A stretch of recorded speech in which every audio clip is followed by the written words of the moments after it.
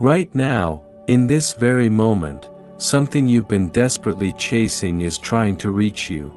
But there's one problem: your frantic energy is creating static in the cosmic communication system. Your constant running is making it impossible to be found. Your desperate grasping is closing the very hands meant to receive. What if I told you that the ancient Buddhists discovered a profound secret thousands of years ago? That the universe operates on a principle so simple, yet so counter to everything modern society teaches us? The principle is this: when you become still like a mountain lake, life begins to flow toward you like rivers finding their way to the sea. Today, we're diving deep into this sacred paradox. We're exploring why your calmness is more powerful than your effort, why your letting go achieves more than your holding on, and why the universe is literally waiting for you to stop chasing so it can finally deliver what you deserve. This isn't about giving up on your dreams, it's about understanding the cosmic mechanics of receiving, the spiritual technology of allowing, and the profound power of aligned stillness. Part 1: Embracing the Art of Letting Go, the First Gateway. Release to receive. Your grip is creating the distance. What you desperately chase runs from you. What you peacefully attract comes to you. Picture yourself at the edge of a butterfly garden. You see the most beautiful butterfly, and you want it to land on you. So you chase it, hands grasping, feet running. What happens? The butterfly flees.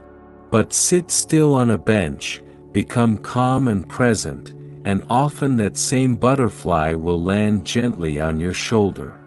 This is the universe's first lesson in the art of receiving. In Buddhist philosophy, we call this profound truth non-attachment or aparigraha. It's not about not caring, it's about caring without clinging. It's about desiring without desperation. It's about wanting without the energy of lack. The Buddha himself discovered this after years of extreme practices. He tried forcing enlightenment through severe austerity, nearly starving himself to death. But enlightenment came only when he released the forcing, accepted nourishment, and sat peacefully under the Bodhi tree. He stopped chasing enlightenment and became still enough for enlightenment to find him. Think about water in your hands. The tighter you squeeze, the faster it escapes. But cup your hands gently, without tension, and the water rests peacefully in your palms. Your dreams, your desires, your destined blessings, they all follow this same cosmic law. They flow toward open hands and flee from grasping fists. Every relationship you've tried to force, every opportunity you've desperately pursued, every happiness you've attempted to capture, notice how they all seem to slip away the harder you tried. Now, recall the best things in your life. Didn't most of them arrive when you were relaxed, open, not desperately seeking? This isn't a coincidence. This is cosmic law. Practice moment, the sacred release breath. Let's practice this release right now. Take a deep breath in through your nose, imagining you're gathering all your desperate wanting, all your fearful chasing, all your anxious grasping. Feel it collecting in your chest, heavy, tight, constricting. Hold this breath for 4 counts. Feel the tension of holding, of gripping, of refusing to let go. Now exhale slowly through your mouth for 6 counts, and as you do, whisper internally, I release you to the universe. I trust divine timing. I am open to receiving. Feel your shoulders drop, your jaw soften, your whole body relax. Repeat this 3 times. Notice how with each release, you create more space, space in your body, space in your mind, space in your energy field for the universe to deliver its gifts. What you desperately chase runs from you. What you peacefully attract comes to you. Part 2, The Power of Inner Observation, Becoming the Witness. You are the sky, not the weather. In the silence of observation, wisdom speaks loudest. There's a Tibetan monastery where young monks learn a profound practice. They sit by a mountain stream and watch their thoughts like they watch the water flow. They don't try to stop the water. They don't judge its direction. They simply observe. Through this practice, they discover something revolutionary. They are not their thoughts. They are the one who observes them. Buddhism teaches us about this witness consciousness, the part of you that remains unchanged no matter what thoughts or emotions pass through. It's like being the movie screen rather than the movie. The screen remains unaffected whether it's displaying a comedy or a tragedy, a love story or an action film. Most people live entirely identified with their thoughts. When an anxious thought arises, they say, "I am anxious." When a thought of unworthiness appears, they declare, "I am not enough."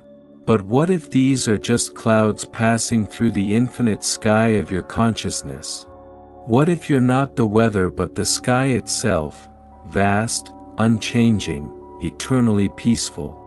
The Buddha taught that suffering comes not from our experiences but from our identification with them. Pain is inevitable, suffering is optional. The pain is the first arrow, life's unavoidable challenges. Suffering is the second arrow, the one we shoot at ourselves through resistance, identification, and mental elaboration. When you learn to observe your thoughts without becoming them, something miraculous happens. The mental storms begin to calm. The obsessive loops start to slow. The constant mental chatter quiets. And in that quieting, you discover what has always been there, a profound peace, a deep knowing, an unshakable calm that is your true nature. Practice moment, the mountain lake meditation. Close your eyes and take 3 deep breaths to arrive fully in this moment. Now, imagine your mind as a pristine mountain lake at dawn. The surface is perfectly still, mirror-like, reflecting the sky above. Your thoughts are like ripples on this lake. A worry about tomorrow creates a small wave. A memory from yesterday causes another ripple. Watch these movements without judgment, without trying to stop them. Notice, there's a thought about money, just a ripple. There's a memory of hurt, just a ripple. There's planning for tomorrow, just a ripple. Don't try to smooth the water. Simply observe. As you watch, you'll notice something profound. You are not the ripples. You are the deep, still water beneath. You are the one who watches. No matter how many thoughts pass through, this observer remains peaceful, unchanged, eternally present. Stay here for 2 minutes. Each time you notice you've been pulled into a thought, gently return to being the observer. This is training your mind to rest in its natural state, peaceful awareness. In the silence of observation, wisdom speaks loudest. Part 3, Aligning your inner energy, the frequency of deserving. You attract what you are, not what you want. Your inner state is your point of attraction. Imagine you're a radio transmitter, broadcasting a signal into the universe 24 hours a day. This signal isn't made of your words or your conscious desires, it's made of your deepest beliefs about yourself, your emotional baseline, your energetic frequency. The universe isn't listening to what you say you want, it's responding to who you are being. In Buddhist teachings, this relates to the law of karma, not as punishment and reward, but as cause and effect. Your inner state, cause, creates your outer experience, effect. When you vibrate from fear, lack, and unworthiness, you broadcast a frequency that attracts more experiences to confirm these beliefs. When you vibrate from peace, abundance, and self-love, you attract experiences that match this frequency. Think about tuning a radio. When you're on 98.5 FM, you can't receive what's broadcasting on 105.3 FM. Similarly, when you're tuned to the frequency of desperation, you can't receive what's being broadcast on the frequency of abundance. The universe is always broadcasting abundance, love, and opportunity, but you must be tuned to the right frequency to receive it. This is why two people can walk into the same situation and have completely different experiences. One, vibrating from lack, sees scarcity and competition. The other, vibrating from abundance, sees opportunity and collaboration. The external situation is identical, their internal frequency determines their experience. The Buddha taught about right mindfulness, being aware of your inner state moment by moment. This isn't about forcing positive thinking or denying difficult emotions. It's about noticing where you're vibrating from and gently, compassionately adjusting your frequency when you notice you've slipped into fear or lack. Practice moment, the gratitude frequency adjustment. Place both hands on your heart. Feel the steady rhythm, this miracle that works without your effort, that has been keeping you alive since before you took your first breath. Let this fill you with awe at the intelligence caring for you.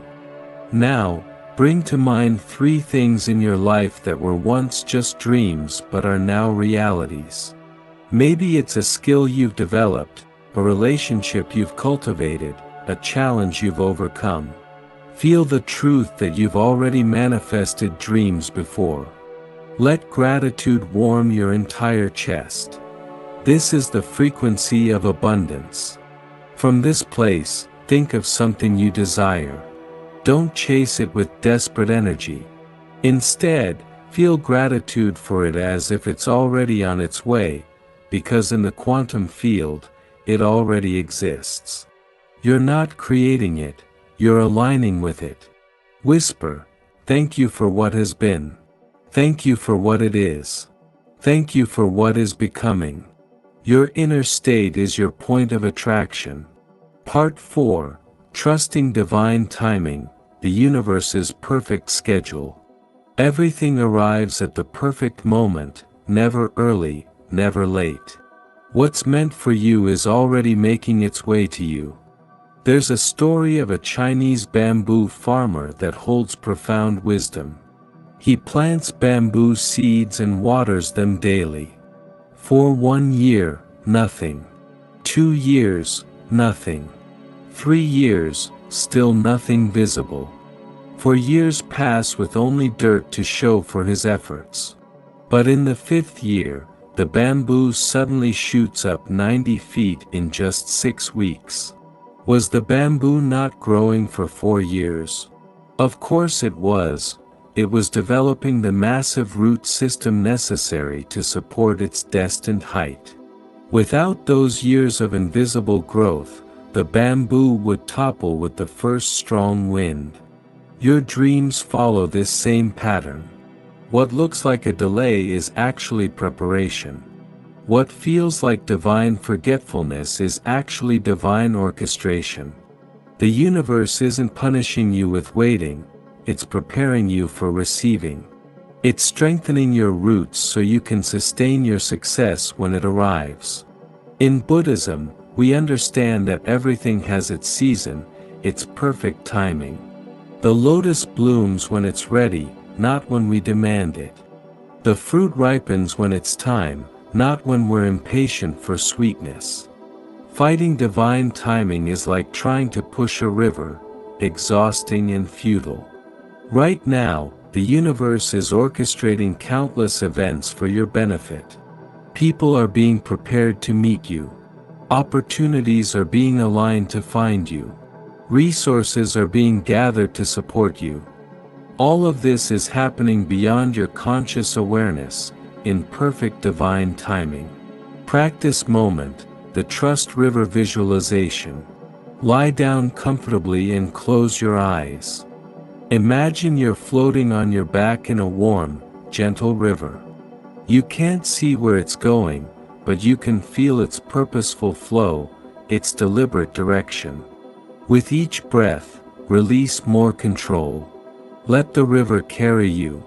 Notice how it sometimes curves away from what seems like the direct path, but trust that every curve has purpose. Whisper, I trust divine timing. I trust the process.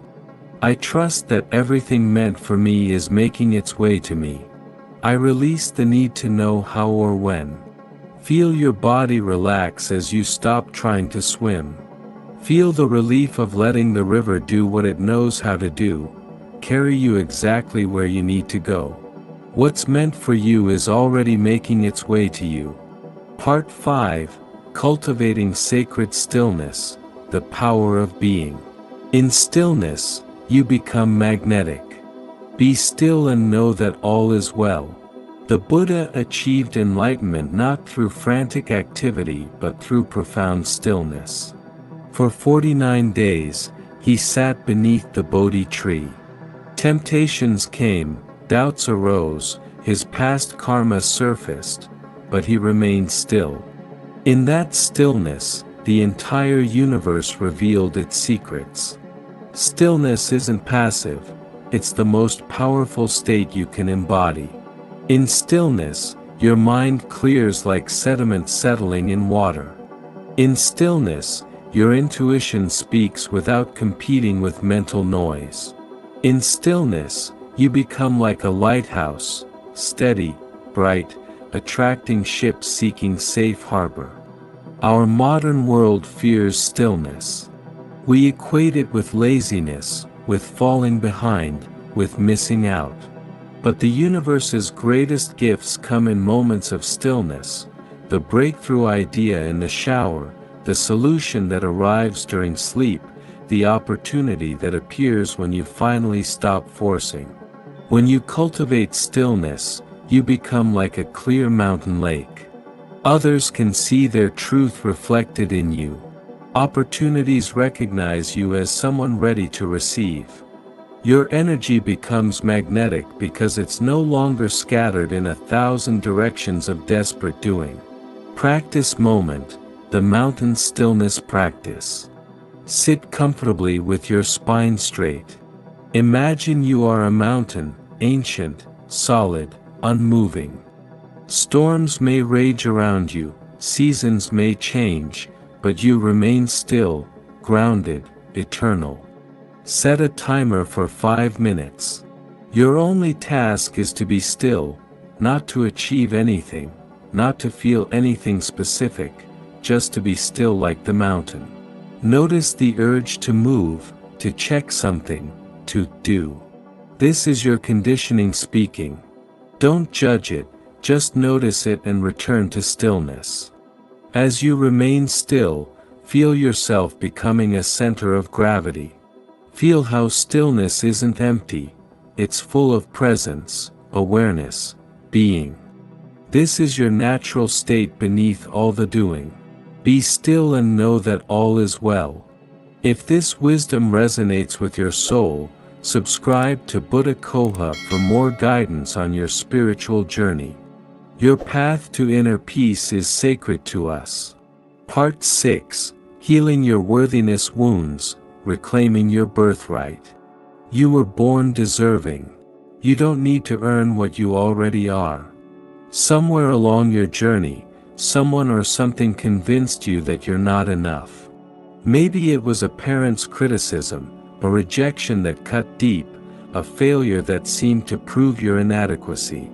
This wound now whispers constantly, you need to do more, be more, achieve more to deserve good things. Buddhism teaches that this is the fundamental delusion, believing we're separate from our inherent worthiness. The Buddha called this our Buddha nature, the inherent perfection within every being. It's not something you earn through good deeds or spiritual practice. It's what you are beneath all the stories, wounds, and conditioning. Consider the ocean. Each wave is unique, but it's never separate from the ocean. It doesn't need to earn its place in the sea. You are like this wave, a unique expression of the infinite universe, never separate from your source, inherently worthy simply because you exist. When you heal this worthiness wound, everything shifts. You stop overgiving to prove your value. You stop accepting less than you deserve. You stop sabotaging good things because deep down you believe you don't deserve them. You start receiving with grace because you know you're worthy of every blessing. Practice moment, the worthiness reclamation. Place your hands on your heart and feel its faithful beating. This heart has been loving you since before you were born, never asking if you deserve its service. Speak these words slowly, letting them penetrate your cells. I am worthy of love without earning it. I am deserving of abundance without proving it. I am enough, exactly as I am. My existence is the universe celebrating itself. I don't need to justify my place here. If resistance arises, that's the wound revealing itself. Breathe love into that resistance. It's just old programming that no longer serves you. You don't need to earn what you already are. Part 7. The Art of Acceptance, Flowing with What Is. Acceptance is the doorway to transformation. What you accept transforms. What you resist, persists. There's a Zen story that illuminates the power of acceptance. A master and a student come to a wide river. The student asks, "How do we get across?" The master replies, "We don't. We become the river." Acceptance doesn't mean you like everything that happens. It doesn't mean you become passive or stop working toward your dreams. It means you stop wasting energy fighting reality. You acknowledge what is while remaining open to what could be. The Buddha taught that suffering comes not from pain but from resistance to pain. Not from change but from resistance to change. The moment you accept what is, you free up all the energy you were using to resist, and that energy becomes available for transformation. Think of water meeting a rock. It doesn't stop and complain about the obstacle. It accepts the rock's presence and flows around it, eventually wearing it smooth. This is the power of acceptance. It transforms everything it touches. Practice moment, the cloud acceptance practice. Look at the sky or imagine clouds moving across it. Notice how clouds never resist the wind. They don't complain about their shape or speed. They simply flow, constantly transforming. Think of a situation you're resisting. See it as a cloud passing through your sky. It's temporary, it's moving, it's not who you are, it's just weather passing through. Breathe in, I accept this moment as it is. Breathe out, I am open to its transformation. Feel how acceptance creates space, possibility, peace. What you accept transforms. What you resist, persists. Part 8. Taking inspired action, moving from your center. Right action flows from inner alignment. Act from inspiration, not desperation. There's a profound difference between desperate action and inspired action. Desperate action comes from fear, lack, and forcing. It feels heavy, exhausting, like pushing a boulder uphill. Inspired action comes from alignment, trust, and flow. It feels light, energizing, like sailing with the wind. Buddhism speaks of right action, action that flows from wisdom and compassion rather than ego and fear. It's not about doing less, it's about doing what's aligned. One inspired action is worth 1,000 desperate ones. When you act from desperation, the universe responds to that desperate energy. When you act from inspiration, the universe responds to that inspired energy. Your energy signature is more important than your action itself. Practice moment, the inspiration check. Before taking any action today, pause. Place your hand on your belly and ask, is this action coming from inspiration or desperation? From trust or fear? If it feels contracting, heavy, forced, wait. If it feels expanding, light, flowing, proceed. Notice how inspired actions seem to create synchronicities, open doors, and attract support. This is alignment in action. Act from inspiration, not desperation. Part 9, Receiving with Grace, Completing the Circle. Receiving is as sacred as giving. To receive fully is to honor the giver. Many spiritual people are wonderful givers but terrible receivers. They deflect compliments, refuse help, and minimize gifts. This isn't humility, it's a form of closure that blocks the universe's flow. In Buddhist philosophy, giving and receiving are one continuous circle, like breathing. You cannot only exhale. When you block receiving, you're telling the universe, I don't need your gifts. You're breaking the sacred circle of abundance. The universe is constantly trying to give to you, through people, opportunities, beauty, synchronicities. Your job is simply to receive with grace, to keep your channels open, to say yes to the flow. Practice moment, the receiving practice. For 1 week, receive everything with a simple, thank you. No deflection, no minimizing, just, thank you. Compliment. Thank you. Help offered. Thank you. Unexpected gift. Thank you. Notice how this opens the flow of abundance in your life. To receive fully is to honor the giver. Part 10, Living in Cosmic Trust, the Ultimate Surrender. You are held by the universe. Trust that you are exactly where you need to be. The deepest Buddhist teaching is interconnectedness. You're not separate from the universe. You are the universe experiencing itself. This means you're not alone in figuring everything out. You're part of an infinitely intelligent system that has your highest good as its purpose. When you truly understand this, a profound relaxation occurs. You stop trying to micromanage the cosmos. You realize that the same intelligence that spins planets and blooms flowers is handling your life. From this place of cosmic trust, life becomes less struggle and more dance. You still have desires and preferences, but you hold them lightly. You trust that what's meant for you will come, and what's not meant for you is not your loss but your protection. Practice moment, the cosmic embrace. Tonight, before sleep, imagine the universe holding you like a loving parent. Feel yourself completely supported, physically, emotionally, spiritually. Whisper, I trust life.